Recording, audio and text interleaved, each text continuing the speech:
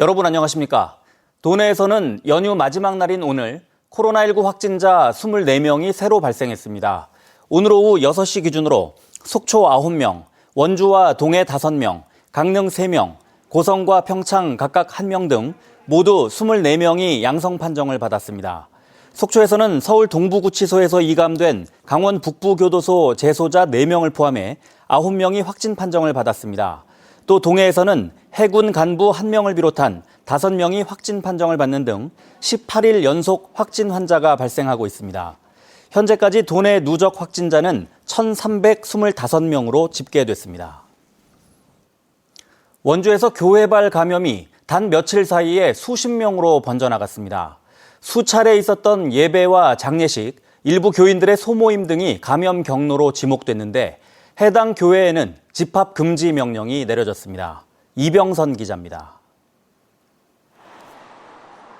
원주 세인교회에서 나온 첫 확진자는 지난달 30일 확진된 원주 310번.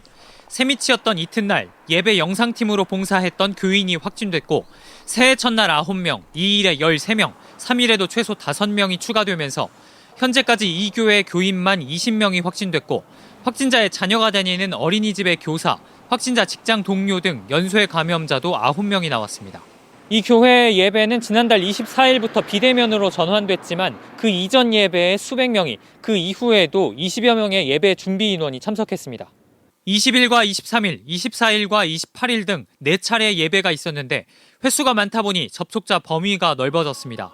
또 지난달 27일부터 29일까지 있었던 장례식에 이 교회 목사와 부목사 등이 찾았고 이와 별개로 일부 교인들은 소모임도 가졌던 걸로 확인됐습니다. 이처럼 종교시설의 활동 반경이 넓다 보니 지난달부터 지금까지 원주에서 나온 확진자는 122명인데 이 가운데 종교시설 관련 확진자는 49명, 무려 40%에 달합니다. 원주시는 확진자가 쏟아진 세인교회에 집합 금지 명령을 내리고 다시 한번 방역수칙을 준수해 줄 것을 호소했습니다. 비대면, 예배, 미사, 법회 등을 실시하여 주시기를 바라며 종교시설 주간 모임이나 식사를 금지하는 방역수칙을 철저히 지켜주시기를 바랍니다. 교인들의 검사가 주말 사이에 끝났지만 이들로부터 파생된 연쇄 감염자의 접촉자 검사 결과가 추가 확산의 기로가 될 전망입니다. MBC 뉴스 이병선입니다. 코로나 확산을 막기 위해 동해안 일대 해변 출입이 오늘까지 금지됐습니다. 관광객들이 출입 통제에 잘 따르면서 연휴 마지막 날 해변과 항포구는 한산한 모습이었습니다. 김형호 기자가 보도합니다. 강릉의 대표 관광지인 안목 커피거리. 항구 방파제로 가는 길은 막혔고 해변에도 길게 출입 통제선이 쳐졌습니다. 통제선 근처에만 마스크를 쓴 사람들이 걸어 다닙니다. 커피숍에도 손님이 없기는 마찬가지입니다. 동해 바다까지 멀리 왔는데 부산에서 바다 가까이 가갖고 이 백사장도 밟아보고 하고 싶은데 근처도 가지 못하게 막혀져가지고 많이 아쉽습니다. 강릉 지역에서는 모든 해안을 차단해 관광객들은 통제선 앞에서 발길을 돌렸습니다. 연말과 새해 첫날 제대로 장사를 하지 못했던 해변 상가는 연휴 마지막 날에도 한산했습니다. 가게 안에는 손님이 거의 없고 지나는 차량들만 해변 도로에 많았습니다. 이 거리는 손님들이 있었겠습니까? 없죠. 많이 없었죠. 해변 관광지가 막히다 보니 항포구에 건어물 가게들도 손님이 없었습니다. 왔다가 그냥 가시는 분들이 많으니까 사실 매출에는 타격이 많아요. 저희는 작년 대비하면 한 30%도 안 돼요. 해변 통제는 월요일부터는 해제되지만 영동 지역 곳곳에서 코로나19 확진자 발생이 이어지고 있어 강도 높은 방역 조치는 유지될 전망입니다. MBC 뉴스 김영호입니다. 영월에서 또다시 아프리카 돼지열병 ASF에 감염된 멧돼지 사체가 발견되면서 방역 당국이 촉각을 곤두세우고 있습니다. 강원도에 따르면 지난 1일 영월 첫 아프리카 돼지열병 감염 멧돼지 폐사체가 나온 지점에 반경 1km 안팎에서 6구의 멧돼지 사체가 추가로 발견됐고 모두 아프리카 돼지열병 확진 판정을 받았습니다.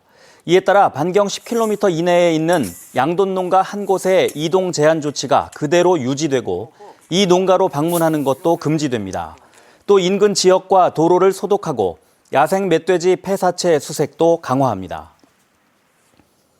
코로나19 여파로 대부분의 학교가 졸업식을 1월에 여는 것으로 나타났습니다.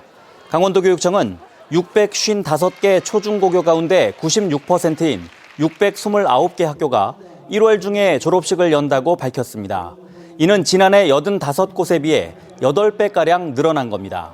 지난해에는 가장 많은 118개 학교가 12월에 졸업식을 열었습니다. 도교육청은 코로나19 사태가 발생하면서 대부분의 학교에서 등교가 지연되는 등 수업 일수를 확보하지 못해 겨울방학이 늦어졌기 때문이라고 설명했습니다.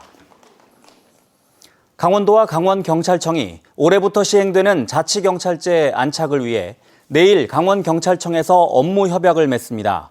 오는 7월 시행되는 자치경찰제는 시도지사 소속의 자치경찰위원회가 주민의 생활 안전과 교통활동, 많은 사람이 모이는 행사 안전관리 등을 주관하고 시도경찰청장을 지휘 감독하게 됩니다. 강원도는 자치경찰 준비단 구성에 이어서 자치경찰제 운영 관련 조례 제정과 자치경찰위원회 구성을 거쳐 4월부터 시범 운영할 계획입니다. 강릉과 춘천, 원주의 도내 3대 도시를 중심으로 아파트값 상승세가 이어지고 있습니다. 옛 한국감정원인 한국부동산원에 따르면 강원도의 아파트 매매 지수는 지난해 1월 첫째 주 87.5에서 지난해 12월 마지막 주 90.6으로 3.1포인트 올랐습니다. 지역별로는 춘천이 84.5에서 89.2로 4.7포인트 뛰었고 원주는 85.4에서 89.8로 4.4포인트, 강릉은 93에서 95.4로 2.4포인트 올랐습니다. 지난해 도내 교통사고 사망자가 전년보다 크게 줄었습니다.